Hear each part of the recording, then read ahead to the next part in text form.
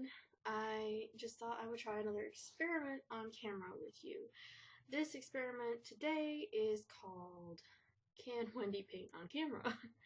But before I get to that, I wanted to show you what I did last night. Okay, so this is basically the main part of the shadow box, and this is the back of the shadow box. And see, it's also the back of your original frame. So I painted them with a mixture of black acrylic paint and this shiny turquoise paint from Folk Art. Now this paint by itself has little to no color, but if you mix it with another paint, you get these lovely little blue glitter specks in whatever color that you mix it with. So I'm probably going to switch to basically doing a different angle for you to maybe see inside here, because I did, before I painted the inside, I did cover the inside with tissue paper on 3 sides, and then the bottom actually has music paper that Vintage Paper Girl gave me, thanks Stephanie, that I actually crinkled up and then used my gloss gel medium to tack down, and then I did actually a glaze after I sealed it in. I mixed some gloss gel medium with a little bit of silver paint and a little bit of black gelato, and it created this really cool glaze. I don't know if you can see it, but anyway, I'm gonna switch where the camera is, and then hopefully we'll get started. Give me just a second. Now this didn't dawn on me yesterday, but I am left-handed, so I'm going to try taping from the right. So again, this is the back, what will be the back of the shadow box, and it was originally black, but it was kind of like not very clean after me ripping it to pieces. So I did actually gesso it completely with white gesso, and then I painted it over with the same mixture I used on the shadow box. So this was gessoed and then painted with the same mixture, and then let's see if I can get the inside on camera. I don't know if you can see it, but I gessoed it, and then I put tissue paper over it, sealed the tissue paper in, and then I painted over the tissue paper. And let me see if I can get this. Is what I was talking about the music paper with the glaze. Let me see if I can get. Let's try this. I'm hoping it's picking up, but I can't really tell because my computer's actually sitting quite a ways away from me. So anyway, that's what I did last night. I gessoed all the pieces of cardboard that I cut. On the inside, I actually added some tissue paper and some music paper, and then I painted over them, or in the case of the music paper, did a glaze. And I did the same to the back of my frame. And basically, normally you would glue on the back of the frame. You know, normally you would glue on the back of the frame before doing anything else. So it'd be kind of like, you know, but I need to still put like dots where I need to, you know, for basically putting in the different pieces. I need to put dots on it so that I know where everything needs to line up. So, and if you do get a view of my lovely gray pants, these are my painting pants. So anyway, so what we're doing today is we're going to paint our waves, and or whatever you're doing as an additional thing, and we're going to paint some chipboard,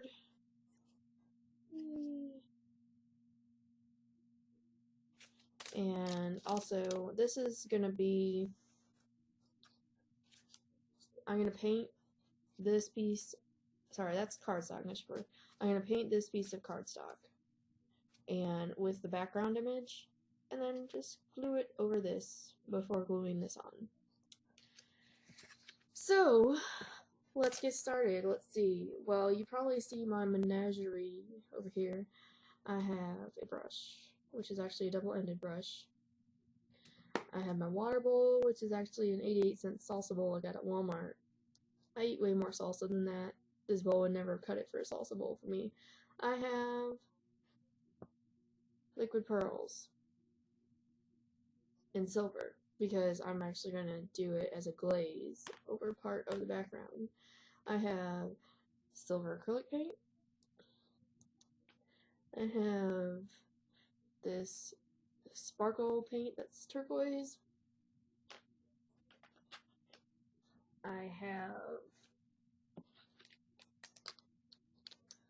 some violet acrylic paint, some cobalt acrylic paint, some black acrylic paint. I have this to use as a guide for drawing part of the background. I have a pencil for tracing around it. I have my lovely Tim Holtz paper distressing tool because I will need that for the waves. Then I have a gloss gel medium, matte gel medium, and gesso. So, to get started, oh, and I also have some of these extra little pieces of cardboard that I'm going to kind of use as palettes. So, let me clear off my little work area here, and then we can get started. Also, what you can't see is I have a little trash bag and also a bunch of napkins sitting next to me in case I make a mess, which I probably will. It's just the way I am. So, let's see. Okay. First, I'm going to do the black cardstock pieces. And, well, most of them anyway. Remember only to paint inside the score lines. What I'm going to do is I'm going to take my gesso. And I just like the way, like the look that the gesso gives. It's not, if you mix it in, it's not quite so glossy as the paint would be if you didn't put the gesso in it. It really, okay, just a little more, come on, there you go. Just a little bit of gesso there. And then this is where it gets interesting.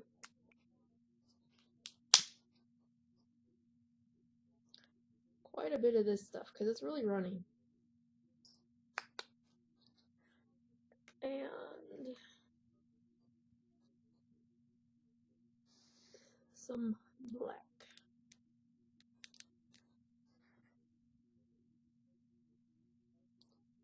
Alright, give me just a moment. I'm going to mix this up and then I'll be right back.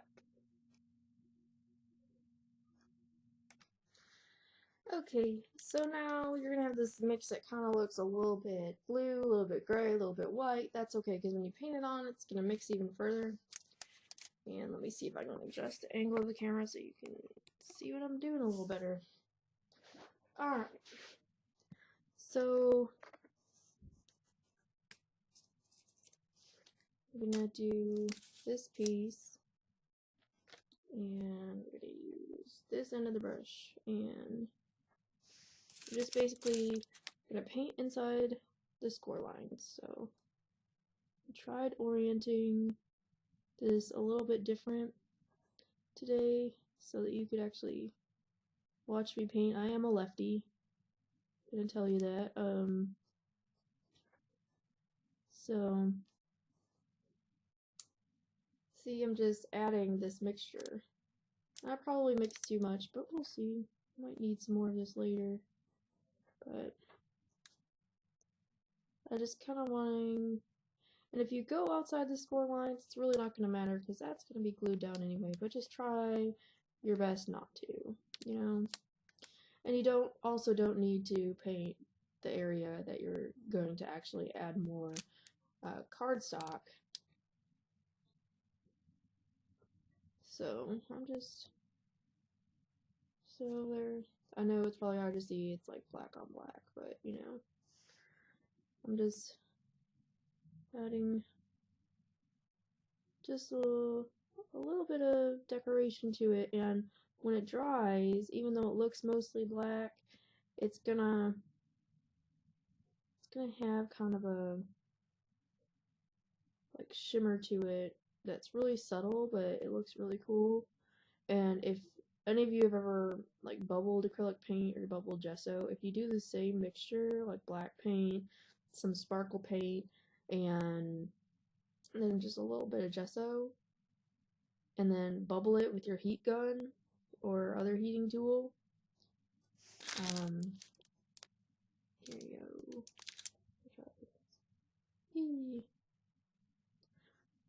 If you do that, then it looks really cool because when it bubbles up, if the bubbles burst, you'll see these like craters, and in the craters you'll see little tiny bits of glitter. So let me try something here. Give me just one moment. Anyway, so I tried elevating the camera a little bit just so I could get a different angle, and hopefully you could actually watch me slathering on this crazy paint. It's an interesting mixture. And just a hint to all those that you have that go to Hobby Lobby often, if you ever checked like the clearance section, I know in my store that's like 45 minutes from here, it's over by the scrapbooking stuff, I found 3 brushes like this that have 2 ends, and they're like really good quality brushes, and they were like $3 for the 3 of them.